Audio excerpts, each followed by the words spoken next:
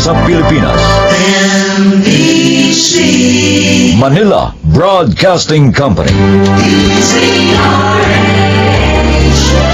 DZRH, member, kapisanan ng mga broadcaster ng Pilipinas. Bakit? Wala ba silang naipon sa mga ibinigay sa kanila ni Landa? Kuya naman, huwag ka na sana magalit sa kanila. Dahil sa kanila, kaya ako nababoy!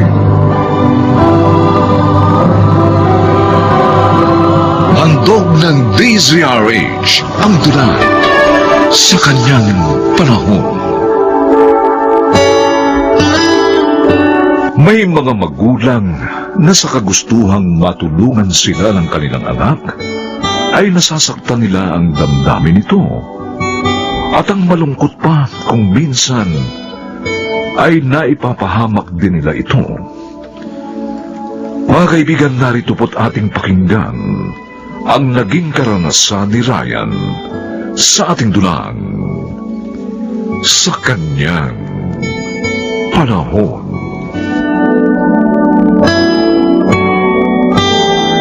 Pero itay, ayoko po magtrabaho kay Mang Lando. Malayo rito ang bahay niya eh. Hindi problema yun. Bibigyan ka naman yan ng day off minsan sa isang buwan. Kaya makadadalaw ka pa rin dito sa probinsya natin. Pwede mo rin naman kaming tawagan, anak. Binigyan kami ni Landa ng cellphone. Ayoko mapawalay sa inyo eh. Para ka namang hindi lalaki. Ang alam ko, si Landa lang ang bading, ha? Hindi ikaw. Itay naman, sakit yun naman magsalita.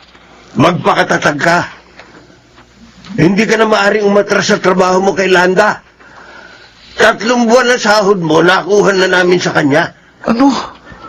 Pambihira naman. Anak, lakasan mo na lang ang loob mo. Isipin mo na sa gagawin mo. Makatutulong ka sa amin. At makapag-aaral ka rin doon.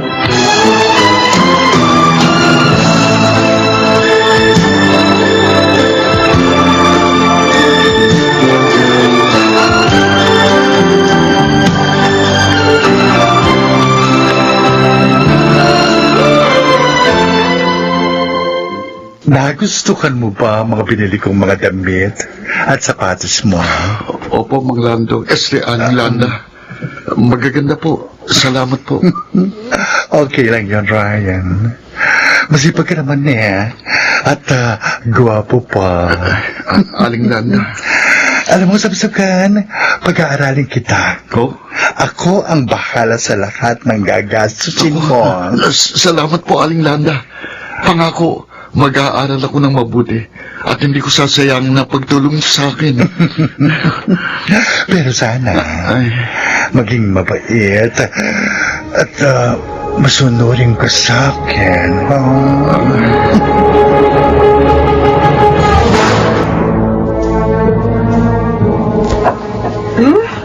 Ang sarap naman po ng ulam natin, Nay. Pinadala na kasi ni Landa yung sahod ng Kuya Ryan mo, Cindy. Kaya nakipamili ako. Mabait talaga yan si Landa. Hindi ako nagkamali sa pagpayag na magtrabaho sa kanya si Ryan, Besra. Oo nga. Kaya lang po, Nay. Tay, bakit po ilang buwan nang hindi dumadalaw dito si Kuya Ryan? Oh. Hindi rin po siya tumatawag. Ay, oo nga, ano? Bakit nga kaya? Huwag niyong isipin si Ryan. Abala lang yun sa kanyang pag-aaral. Pupunta rin dito yun pag may panahon siya.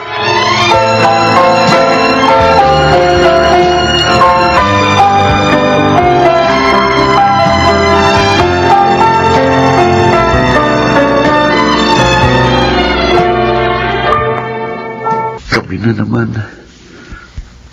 Maya-maya lang, narito na naman si Landa. O Diyos ko, kailan pa kaya matatapos ang pambababoy na nararanasan ko? Ayoko po nito. Pero wala akong magawa. Sina inay at itay, kasalanan nila kaya ako napahamak. Galit ako sa kanila. Si Pating, pumasok na siya dito sa kwarto ko. Ryan. Bakit ho? Aling Landa? Samahan mo ko sa kwarto ko. Hindi ako makatulog kaya kailangan kita.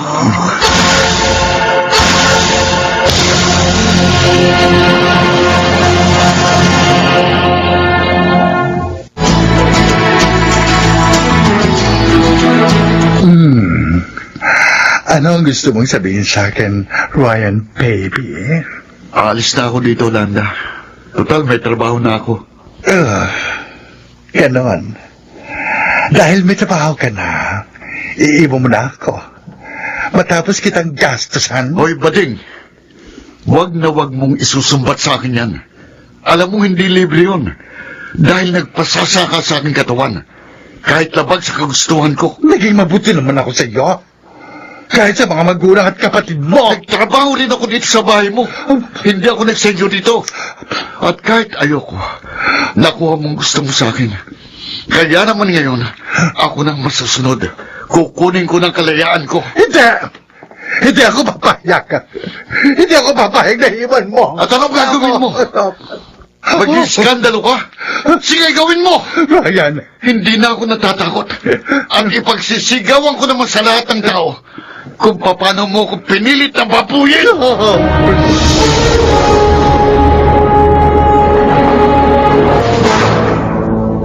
Masama talaga ang ugali niya si Ryan. Basta na lang iniwan si Landa na makatapos siya sa koleo at magkatrabaho. Hindi man lang tumanaw ng utang na loob. O naman, Pablo. Paano mo naman naalaman yun? Eh, matagal nang hindi nagpupunta rito ang anak natin. Tinawagan ako ni Landa kanina at sinabi sa akin ng lahat. Naawa nga ako sa kanya. Itay, hindi po kayo dapat maawa sa bading na yun. Dahil pinaboy niya si Kuya. Cindy? Yun pong totoo. Pinilit ni Landa na makuha si Kuya.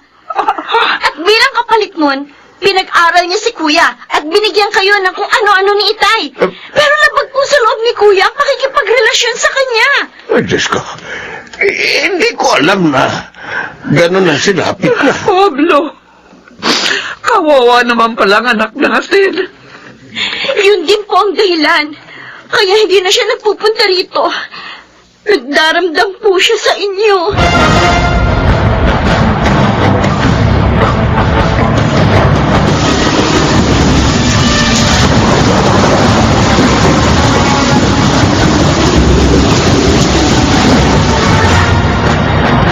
Napasyal ka, Cindy.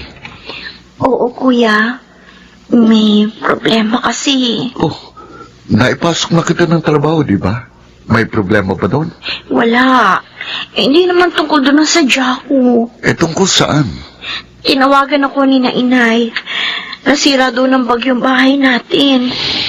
Hindi ko naman sila kayang tulungan mag-isa. Kuya, sana naman tulungan mo sila.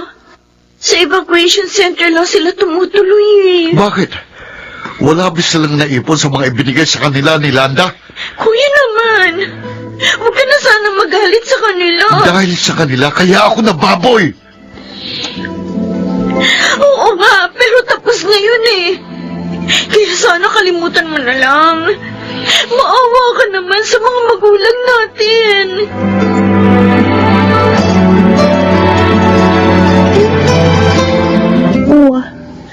Hindi mo ba nagustuhan ang dinala kong pagkain sa'yo, Ryan? Gusto, Lynette. Marami kong nakain. Bakit malungkot ka? Meron bang problema sa office? Wala. Natutuwa nga sa akin si boss.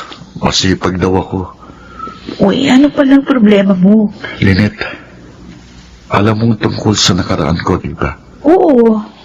Hindi mo naman tinago sa akin yun eh. Kaya nga, lalo akong humanga sa'yo. Kahapon, dumating sa bahay ang kapatid ko. Sabi niya, napinsala daw ng bagyong bahay ng mga magulang namin. At sa evacuation center sila tumutuloy. Kawawa naman pala ang parents mo. Naguguluhan ako eh. Pinakausapan ako ni Cindy at tulungan ko mga magulang namin. Tama lang naman yun, Ryan. Kasi mga magulang mo sila at nangangailangan ng tulong. Pero nasasaktan pa rin ako. Tuwing maalala kong ginawa nila sa akin, dinala nila ako kay Landa kahit ayoko. Kaya napahamak ako. Alam mo dapat mong gawin? Magpatawad ka na. Kahit masakit naman yung sinabit mo. Nagtagumpay ka. Lynette, Try mo. Gagaan yung loob mo. Kung magpapatawad ka, muli kang magiging mas maligaya at malulugod pa sa'yo ang Diyos. Maniwala ka sa akin. paano naman ang sakit na nararamdaman ko? Hilingin mo sa Diyos na paghilumi na ang mga sugat mo diyan sa iyong puso. O, kailan ka pa ba magpapatawad? Pag wala na ang nanay-tatay mo? Ako, baka magsisi ka pag nangyari yun.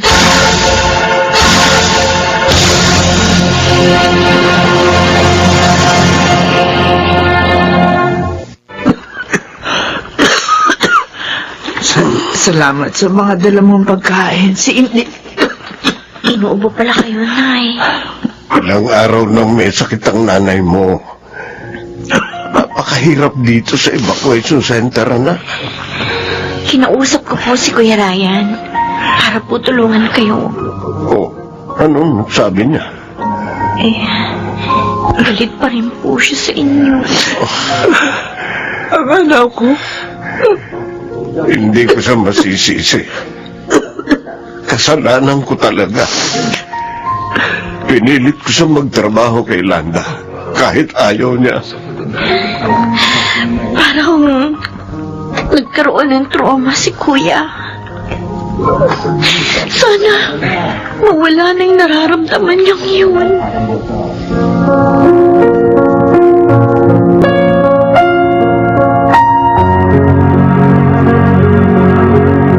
Saan ka galing, Pablo? Naglakad-lakad sa labas. Nagpunta rito si Chairman. Kinumusta ang kalagayan natin dito sa evacuation center? Sana naman may makatulong sa atin para makaalis na tayo dito. Ako po, Tay. Nay, Anak! ialis ko na po kayo dito. Ryan? Anak! Tay, Salamat. Nay. Dinalaw mo kami.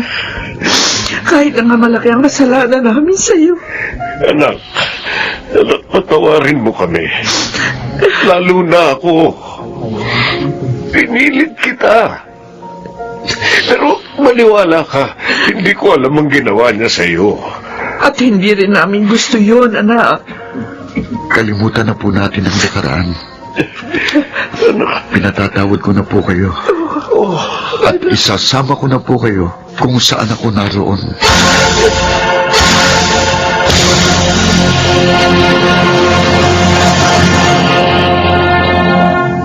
Mapait man ang nakaraan, maaari pa rin maging matamis ang kasalukuyan.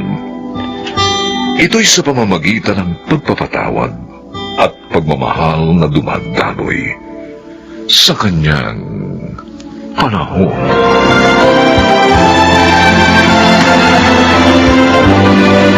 Mga nagsiganap: Phil Cruz, Susan Robles, Lionel Benjamin, Chiquit del Carmen Amor, Bobby Cruz, at Rosana Villegas. Special Sound Effects, Jerry Mutia.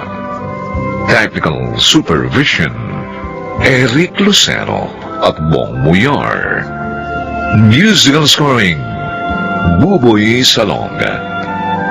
Ang kasaysayang ito'y mula sa panulat ni Telma Corporal Alcantara. At sa pinagsabang direksyon ng inyong lingkod, June Martin Legaspi at Bobby Cruz. Sa kanyang panahon.